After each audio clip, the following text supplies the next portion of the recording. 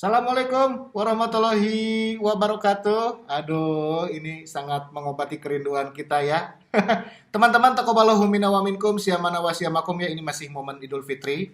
Mohon maaf lahir dan batin buat semua teman-teman yang sudah hadir juga ya. Yes. Bapak Aziz Chandra sudah hadir ya? Hadir dong Wih, Bapak Abu mantap. Janda ya. Mohon maaf kalau saya suka meledek Anda ya. Aduh, ini Coach Ripan mana Coach Ripan? Halo. Sudah ada Mantap. juga Coach Ripan ya. Ada juga Kang Angki yang sudah Ada. bergabung juga Ayo. bersama kita. Sip. Bapak Angki juga udah ada ya. Ini saya lepas aja maskernya ada di dalam kamar ini atuh ya. Maulah tuh, bisa juga Coach Ripan sponsor ya kan. Saya mah tanpa sponsor tuh, tinggal Endorse. Kita senang banget ya hadir kembali di Ya. Simamong Podcast ya. Ini nanti bisa hadir di YouTube. Kita akan menggeser posisinya KKI di trending nomor 1 ya. Kalau kalian tonton terus videonya di YouTube dan bisa cek juga di Spotify dan di Spara kalau kalian pingin dengarkan. Dan sekarang kita pingin bahas apa nih, bro? Kemarin itu saya ngelihat postingannya dari si Mamaung kan nge-review beberapa pemain asing ya. Yang terakhir kan jagoan-jagoannya Asia Tenggara, ya kan? Orang penasaran satu jagoan Afrika yang ternyata gagal, Coach Ripan mungkin bisa bercerita ini seputar sosok yang satu ini ya, yaitu Jibril Koulibaly. Mungkin kalau Bobotoh yang melihat track recordnya di Indonesia di musim sebelumnya bersama dengan Barito ya kalau nggak salah ya, itu moncer pisan. Betul, Ya kan? datang ke Persib bersama Makan Konate, tapi yang justru meraih gelar juara adalah rekannya Makan Konate yang sebelumnya bersama beliau di Barito Putra. Nah, kalau dari Coach Ripan kayak gimana nih analisanya tentang pemain yang satu ini? Justru di sini kalau saya mau melihat dari sisi yang lain. Jadi Jibril Koulibaly ini justru tidak gagal kalau menurut saya. Oh, Jadi dia itu salah satu elemen penting mhm. Persib Bandung dalam menjuarai Liga Indonesia 2014.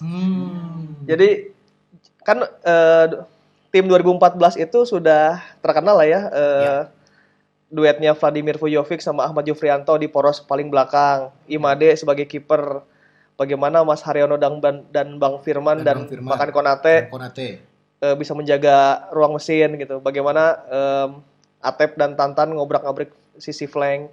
Tapi kita tuh hampir jarang mengidolakan atau menghiraukan si Jibril Koulibaly, padahal kalau tanpa Jibril nggak semua layak Konate di dia jauh. Oh, kan ada andil seperti itu mungkin ya. Bener. Itu satu. Masih ada beberapa faktor lagi yang membuat Jibril itu akhirnya menjadi, kalau menurut saya, unsung hero aja, pahlawan yang terlupakan. Iya. Bagaimanapun ya, Jibril adalah pemegang satu gelar Liga Indonesia untuk Persib. Gonzales dan Van Dijk itu nggak ada gelarnya coy di sini. Bener. Iya. Bener, oke, Nya. Bener, oke, Nya. Sampai sekarang yang masih bilang sucau nggak ada gelarnya cuy. Bener. Tapi ya itu tadi ya mungkin kenapa tidak bisa bertahan lama gitu, cuman satu musim doang kan ya? Ya, cuma satu musim Jibril Koulibaly. Mungkin kalau perjalanannya, Angki deh cerita gimana awalnya Jibril bisa ke sini, terus kenapa dia akhirnya harus menepi gara-gara cedera metatarsalnya. Cederanya si David Beckham itu metatarsal, keren. Iya benar. Coba Ki.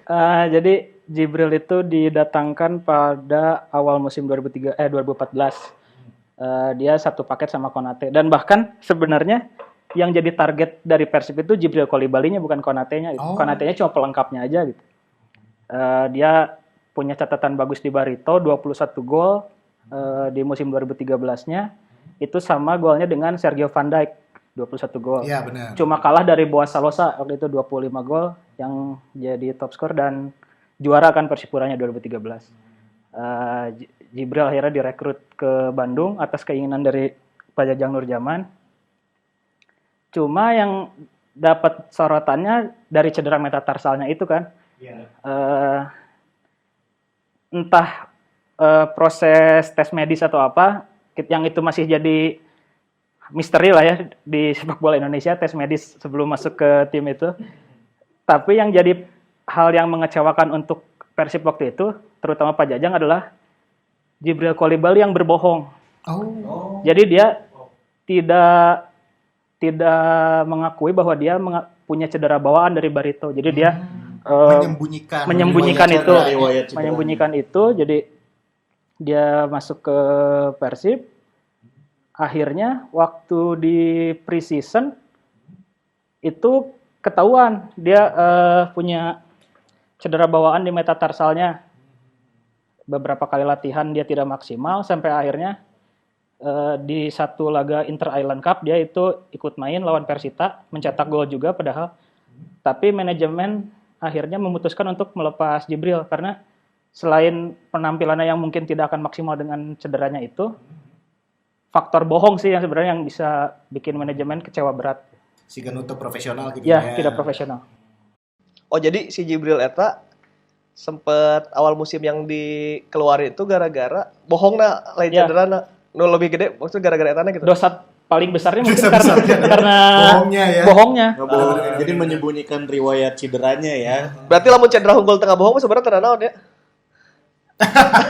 Karena pada akhirnya dia ditarik lagi kan gitu. Di waktu musim mau jalan dia akhirnya ditarik lagi. Nah, ini kenapa nih? Apakah udah dimaafin gitu bohongnya jika bohong?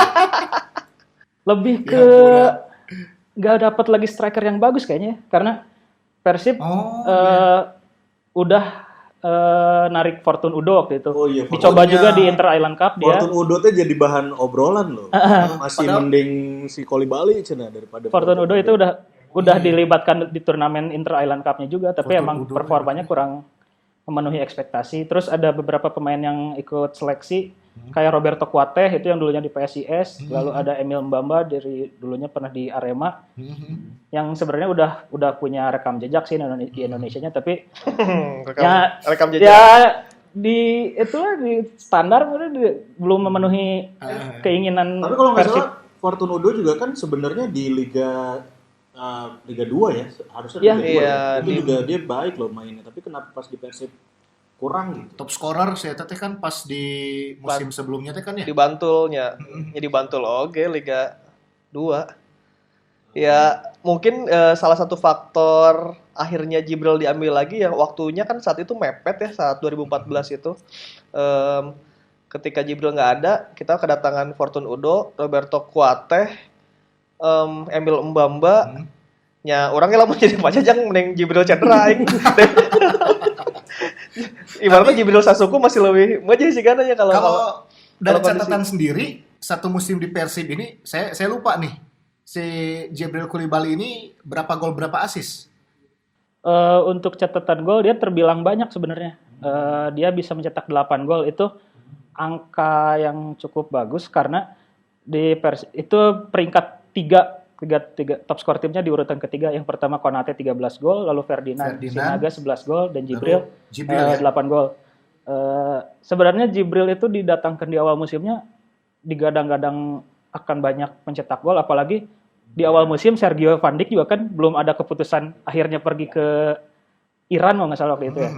Sepahan ya. Sepahan. Mungkin karena sudah tidak sepahan juga akhirnya. Sepahan deh. Ini udah jauh masih ngeselin aja. Bahaya tuh gimmick gitu ya. Tapi kalau melihat dari tipikal seorang Koulibaly Jibril pada saat itu memang salah satu predator kotak penalti lah ya. Ngelihat track recordnya pada saat di Barito, ekspektasi bobotoh oge meureun wah edan euy sekelas Jibril Koulibaly gitu ya. Mungkin mirip-mirip kayak Eloko Gonzalez kali ya kalau dari tipikal strikernya mah ya. Ini akhirnya orang juga berkesimpulan akhirnya gagal gitu si Jibril teh. Kumaha? Lagi-lagi saya harus mengatakan Jibril nggak gagal. Ini harus ditegaskan menurut versi saya tapi ya. Ya Batur ge bisa ngomong versi mana gagal teranaun sih bebas ya. Cuman ini mah versi saya sendiri. Jadi gini, dulu tuh Jibril kan di Barito 21 gol. Di tim Barito Putra yang servisnya tidak terlalu mewah gitu, dia bisa mencetak 21 gol sama dengan Sergio. Akhirnya Pak Jajang ingin menduetkan Jibril dengan Sergio kan saat itu. Nah, ini adalah apa ya? Jalan Tuhan mungkin. Edan kia yang jalan Tuhan. Rezeki si Jibril gitu ya. Ya maksudnya jalan Tuhan bahwa Kan kalau di Indonesia sering ya minta paket-paket gitu, Zulkifli Iya. Syukur minta dipaket sama Hendra Ridwan misalnya. Terus Padi M Ridwan we. ya eta mah paket Jos sih tapi si Along waktu ke Bandung minta dipaket sama Leonardo Pamahu gitu. Terus nah Jibril ini kan Pak Jajang itu sebenarnya gelandang itu ada saat 2014 udah ngincer-ngincer 2 orang. Gustavo Lopez jeung John Takporson Kale anu dia di Pelita Jaya pernah megang John Takporson Kale kan. Oh iya. Untuk posisi nomor 10 itu gelandang Jajang Nurjaman itu saat itu sudah menyiapkan Gustavo Lopez dan John Takpor. Cuman Gustavo memang ada masalah administrasi yang biasanya pemain bintang gitu rada riweuh. John Takpor waiting list. Nah, masalahnya Jibril pengen ke Bandung asal dipaket dengan si Makan Konate. Nah, ini yang saya bilang jalan Tuhan pertama. Oh. Konate kan orang sebenarnya nggak tahu Konate itu siapa gitu. Iya, Saat bener. 2014 hampir nggak ada yang tahu lah. Hampir nggak ada Awal yang gabung teh masih blur gitu nya. Iya kumaha sih si Konate gitu alus atau henteu main Iya. Masih terkenal sebagai Konate kan ditemukan oleh saatnya pelatih Undari Karya kan di Tangerang kan, maksudnya ya pemain-pemain asing Karawacian gitulah labelnya. Asing Karawaci. Iya, ditemukannya emang di sana bener. Dari usia muda saat itu dibawa ke PSPS Pekanbaru. Nah, terus Jibril Kobil Bali pengen ke Bandung asal dengan Konate ini awalnya nih. Nah, Konate akhirnya datanglah mendarat di Bandung karena ada campur tangan Jibril. Nah, ini jalan Tuhan pertama ya. Ternyata Konate di sini salah satu musim terbaiknya Konate di Indonesia ya di Persib Bandung ini nggak juara ke Persib Bandung gitu. Mungkin salah satu alasannya Konate bisa tampil baik gara-gara nggak enak meureun ke yang nggak enak ke manajemen Persib meureun babaturan aing teu balik ieu cedera kieu. Jadi membalas budinya Jibril mungkin itu kalau nggak ada Jibril ya mungkin nggak ada Konate di sini. Itu satu. Terus yang kedua adalah kalau saya melihatnya ketika Jibril Kolibali cedera ketika kompetisi padahal dia udah sempat nyetak berapa gol ya Ki? Di awal musim sekitar 5 gol lah. 5 gol di awal musim. 5 gol Dari sekitar 4 pertandingan. Nah, sekitar 5 gol terus tiba-tiba nggak tahu gimana penampilannya emang menurun, mejus. Si Jibril kan akhirnya ditepikan oleh Pak Jajang ya, dimasukkan ke bench. Nah, itu tuh membuat intuisi Pak Jajang akhirnya bergerak kan. Kalau nggak ada Jibril, sahaya striker nomor 9-nya, striker di tengah. Akhirnya Pak Jajang memilih untuk Ferdinand Alfred Sinaga ditaruh di tengah. Padahal kan Ferdinand sebenarnya ada di flank kan. Flank bisa di flank kanan, bisa di flank kiri. Masalahnya di flank kanan ada M Ridwan, di flank kiri ada Atep dan Tantan gitu. Jadi nyameureun ya udahlah Ferdinand mainkan di tengah gitu. Apa yang terjadi kemudian adalah Ferdinand mendapatkan musim terbaiknya dengan mendapatkan juara dan pemain terbaik. Iya. Nah, itu jalan Tuhan kedua tuh maksudnya. Jalan Tuhan kedua. Gara-gara Jibril Kolibali. Bener ya. Gara-gara si Jibril, Bener. Ferdinand menemukan musim terbaiknya sepanjang hidup. Saya nggak tahu lagi apakah Ferdinand pernah selama Liga Indonesia di level senior ya, pernah mendapatkan pemain terbaik lagi apa enggak. Tapi di Persib dia mendapatkan pemain terbaik sebagai penyerang nomor 9 di tengah. Eta gara-gara si Jibril. Jadi buat netizen dan boboto yang kemarin-kemarin memberikan kesimpulan kalau beberapa striker Afrika mah gara ragal di Persib termasuk Jibril ulah diasupkan list keluarkan berhasil berarti Jibril ya. Dari sisi yang lain tapi ya. Setidaknya memotivasi rekan-rekannya Iya. untuk bermain bagus ya kayak tadi Konate ya kan, terus juga ada Ferdinand Sinaga, belum lagi Konate juga ya lumayan lah aya baturan sholat Jumat bareng. Baturan salat Jumat. Tapi ini kita melihat kiprah Jibril setelah itu akhirnya kan lepas lah ya gitu. Musim berikutnya tidak bersama Persib lagi dan dia pun kayaknya makin flop aja gitu karirnya di sepak bola Indonesia tuh ya. Setelah Persib berarti dia gabung kemana ya? Dia sempat di Persija bentar nggak salah. Oh iya. Sepertandingan tuh. Nah itu berarti gara-gara cedera bawaan teh-nya gitu emang kambuhan dan Mungkin karena cederanya juga emang cukup parah ya. Jadi sejak awal gabung Persib yang dikontrak lagi itu di awal musim 2014 dia main di matchday ke-4 lawan Persik waktu itu ngegolin. Lalu lawan Semen Padang ngegolin 1 meskipun akhirnya kalah itu di kandang. Terus di kandang Barito dia cetak 2 gol lawan mantan klubnya. Dia 2 gol mencetak 2 gol itu Persib bawa pulang 3 poin dari Demang Lehman waktu itu. Sama satu lagi lawan Arema di kandang. Waktu itu Persib sempat kalah dulu 2-0. Jibril ngegolin, lalu Tantan sama Firman Utina juga ngegolin, jadi akhirnya balik menang jadi 3-2. itu 4 pertandingan awal itu emang Jibril jadi bintang banget. Tapi mungkin karena cedera itu juga eh, setelah itu permainannya mulai menurun lagi. Permainannya menurun, dan yang jadi perhatian adalah di krisis kepercayaan dirinya. Sebagai striker dia jarang cetak gol, akhirnya dicadangkan oleh pelatih karena di sisi lain Ferdinand juga lagi on fire banget. Akhirnya Jibril banyak jadi cadangan, dia main bahkan sampai juara tuh Persib kan total 24 kali main. Jibril main 21 kali. Tapi dia main full time itu cuma 3 kali. 3 kali. 90 menit tuh. 90 menit itu cuma 3 kali. Berarti memang turun di babak kedua gitu ya, menggantikan. Iya. Kalaupun jadi starter pun dia nggak pernah main 90 menit. Ya. Nah memang kalau riwayat cedera tadi ya coachnya metatarsal itu memang setidaknya punya pengaruh besar ya bagi seorang pemain untuk tampil maksimal gitu. Kalau udah dapet cedera mah ya sepuguh bakal berpengaruh ya. Cuman kan pasca cederanya itu kalau Mas Bima Sakti bilang, Bima Sakti kan pernah cedera patah kaki ya. Bima Sakti bilang sebetulnya yang masalah itu bukan ketika kita mendapatkan cedera, cuman ketika kita melewati traumanya. Jadi Pemulihannya ya. iya, pemulihan. Misalnya kita udah patah nih, terus main bola lagi kan. Misalnya ngadu yang batur ya. Nah, itu teh kan kepikiran aing bisa cedera dia gitu. Nggak mau benturan. Nah, yang sulit itu sebetulnya itu si mengatasi traumanya. Buah Solosa sudah mengatasi itu dengan sangat baik banget. Nah, si Jibril Coulibaly ini nggak tahu ya kalau versinya Pak Jajang dulu sih sempat katanya kepercayaan dirinya sempat ngedrop gitu. Bahkan di uji coba tuh pernah naonnya kinya, Mbak.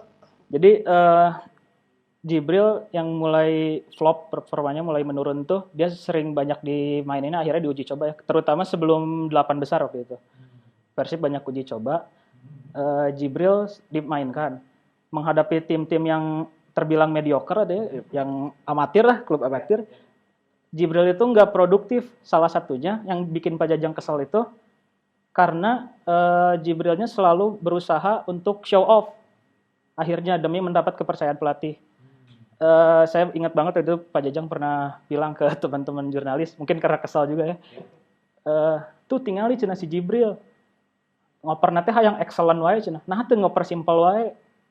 Itu jadi Jibril itu pingin kelihatan jago gitu dengan Show off. Jadi ada bola, ada ruang kosong yang jauh, dia coba umpan jauh, padahal Pak Jajang kan ingatnya main simple aja gitu.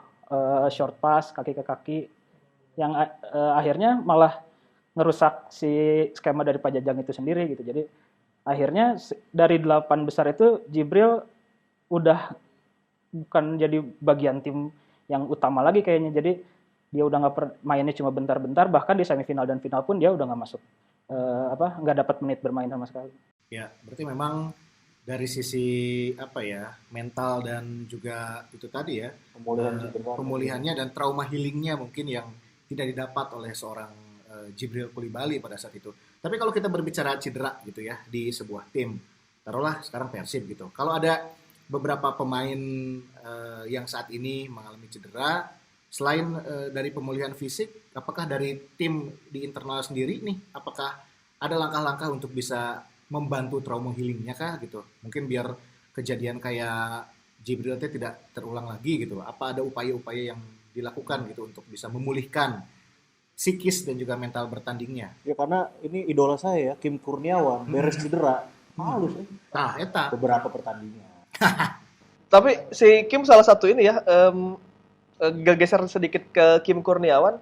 Salah satu, kan dia pernah dihajar Rudi Widodo di Solonya, anu bahasa lawan Persija. Dan dia membuktikan bisa pulih dengan baik dan juga nggak ada trauma sama sekali. Nah, salah satunya gara-gara ditangani di Jerman, eta. Oh. Operasinya nyanges pemulihannya lain di Indonesia nya etanya. Ya, jadi secara ini mungkin metodenya bener kali ya, terus secara mental juga dia kuat gitu. Yang jelas ini sih mental ya, apapun metode pemulihannya, pada akhirnya kan mental bertanding setelah cedera itu yang menjadi utama.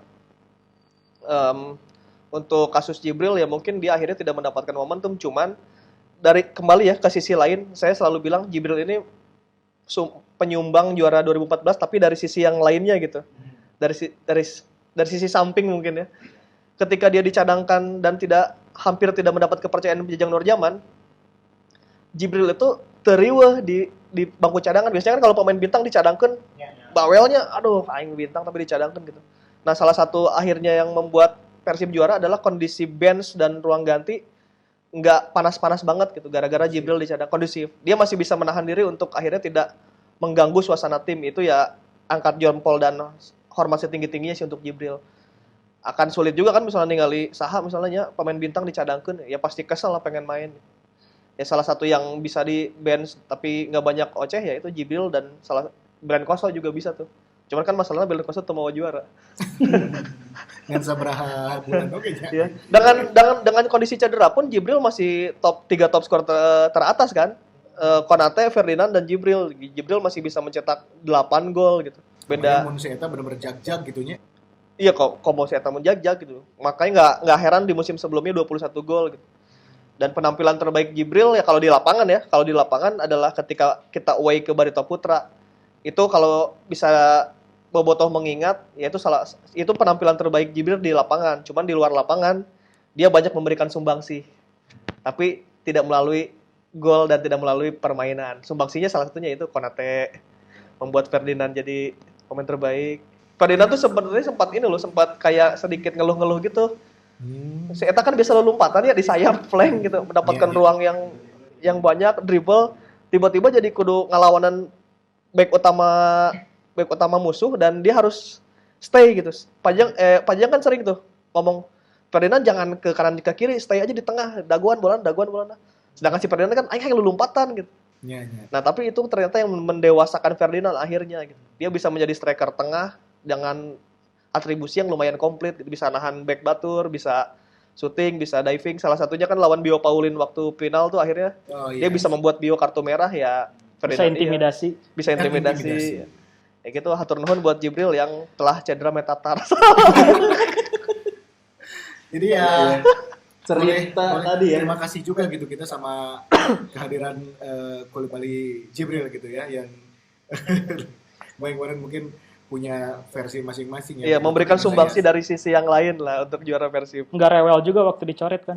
Jadi waktu akhirnya Persib juara, evaluasi untuk musim berikutnya kan hanya Jibril tuh pemain Asia yang dicoret. Konate dan Pujovic-nya kan dipertahankan. Dan dia Meren lamun si respon ya. mungkin kalau si Koulibaly-nya rewel mah Konate-na ajak cabut teh sarua udah sapaket kan datang aja keluar sorangan. Itu dia. Tapi ini mungkin juga mulai menjawab ya pertanyaan-pertanyaan dari netizen dan juga Bobotoh serta Maungers yang kemarin tuh kelihatan ini bagaimana ini persepak bolaan di Indonesia mungkin melihat di Eropa kan sudah mulai bergulir nih beberapa liga besar.